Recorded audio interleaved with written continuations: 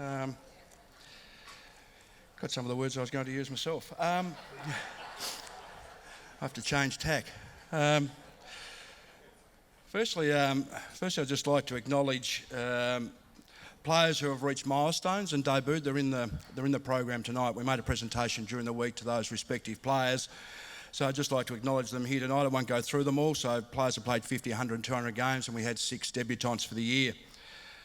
I'd like to congratulate the winner of some awards tonight. I won't name who they are, and certainly all the best to all the players in the upcoming count for the best and fairest.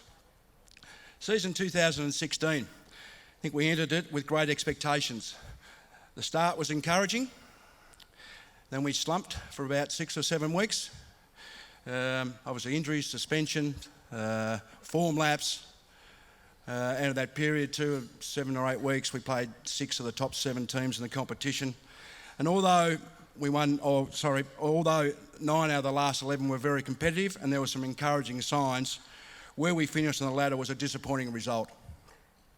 Varied reasons for us falling short. Many, if not all, are very fixable. While the year was disappointing, there were many positives and some great areas of growth. One was the improvement of so many players. It's interesting when you look at the end of the season, you go through players who's improved. I must admit the chairman came in the other day and sort of put a fine tooth comb through a few players as well. But about who's improved, who didn't reach expectations, and the number of players that are improved far outweighed the players who either didn't reach expectations or plateaued. It probably showed that so many players that we had out. That's probably more of a reflection of that. But the players in the year 1 to 3 were just fantastic, the way they stepped up. A lot of them got extra games because of the injuries. Most of them grabbed their opportunity. And that'll stand us in good stead for the future. The talent and certainly the attitude. The attitude of the year 1 to 3 players is just unbelievable. They really do drive the group.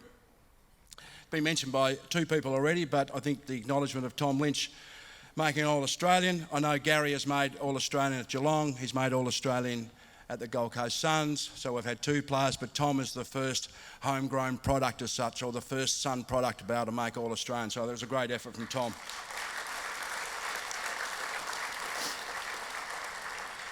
But Tony mentioned the leadership growth, and I think we had 10 in our leadership group, which people in Melbourne were a bit sceptical of and maybe critical of. It's interesting, last year West Coast Eagles had 9 and made the grand final, but the reason we had 10 was because we had so many injuries the year before, and we had some leadership meetings this year, and sometimes there's only 3 players there, 7 were injured. But I must acknowledge the senior players in that group. Gary really took his leadership to another level, supported by Jared Harbrow, Matt Rose and Michael Riccicelli were terrific, and the support they gave the younger players to actually grow. And I think that was evident in the last 6 or 7 weeks when Michael and Gary were out injured, that Tom Lynch and Stephen May really stood up as co-captains and showed their great leadership that they've got for the future.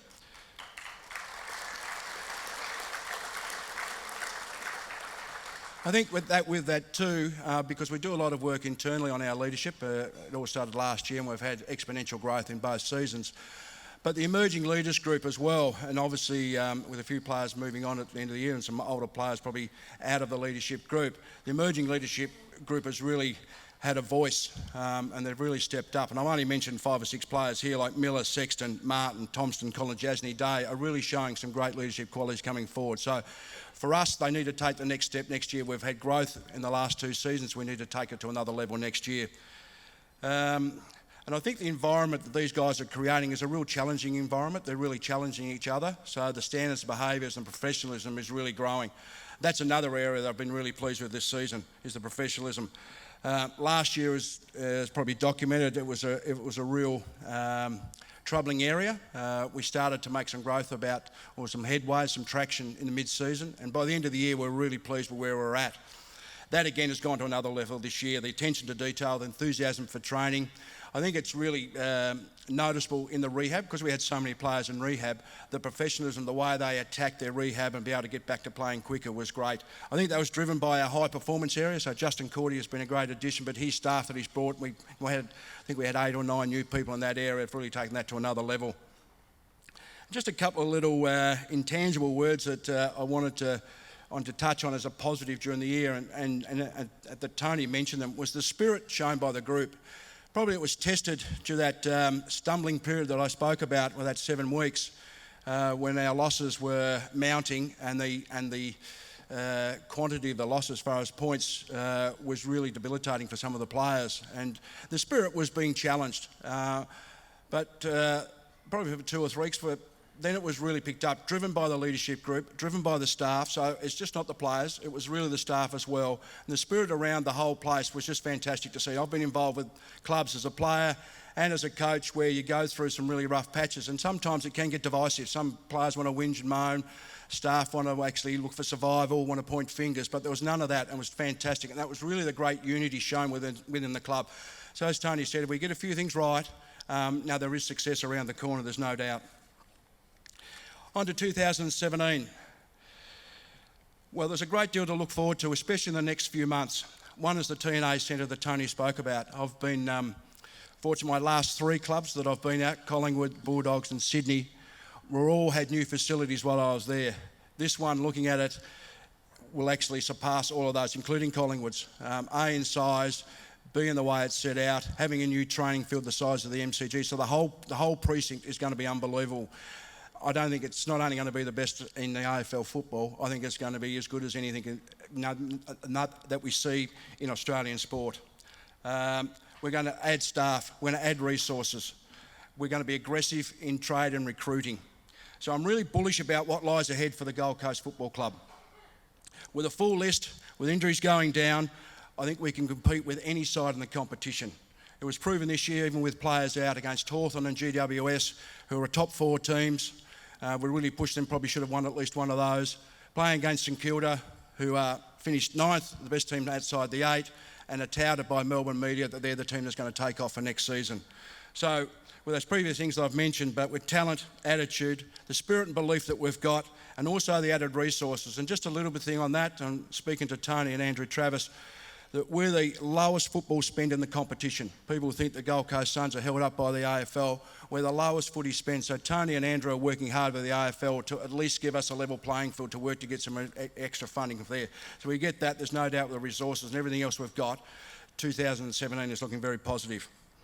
Obviously, there are a few areas we need to improve in to become a good side. We need consistency of performance. We need to become tougher physically and mentally. We need to become more resilient. We need to hang tough in games when things go wrong. Some players get a little injury, not playing well, can tend to sort of fade away, but they need to hang tough. We need to improve our running to compete with the best sides, but also have to execute the game plan. So therefore, pre-season becomes vital. It will be solid, it will be intense, and players are left in no uncertain manner on Wednesday that they need to have done a lot of work before they come back when they start in November, I think, to be able to cope with the demands. If players don't, they'll be left behind. So I'm confident if the players are prepared to work hard, if they have a want to improve, if they have a want to be successful, we can compete with any team in the competition. There'll be no ceiling of what we can achieve in 2017. Just like to finish with some thank yous. Just like to thank everyone in the footy department. I spoke about unity before, and it's a new club. I've been involved with footy a long time, but I've never seen a club that's, even the times when I was playing at Hawthorn and we're supposed to be a successful team, the unity that showed within the club. So everybody's got to take on a pat on the back. So I'd like to thank Marcus Ashcroft for running the football department the way he does. The support of the coaches have been terrific, and they're ones as much as anyone else that drives the spirit around the place. The high performance run by Justin has been a great addition. The board led by Tony for their support. Administration, the club led by Andrew Travis for their support as well. I'd like to thank all the sponsors, especially the ones that have been here from day one, but every sponsor. There are blue skies ahead, there's no doubt about that, so stick with us, please. We can guarantee there'll be success very shortly. Members, the fans, to come out every week like you do, it's just fantastic to see. Even the cheer squad, thanks very much for all your support as well, for all your effort and support. And finally, I'd just like to acknowledge and thank my wife Wendy for all the support and put up with my grumpy moods. Finally, I'd just like to acknowledge the staff and players that are leaving the club, and thank you for your effort and contribution for the club to where it is today. As the great Gary Player, who was a golf legend, so the younger players might know, in the Jack Nicklaus era, the great Gary Player coined the phrase, The harder you work, the luckier you get. If we work hard, we have been working hard, but let's take that to another level. Let's work harder. We will get luckier. Nothing is going to hold us back. Bring on 2017. Thank you very much.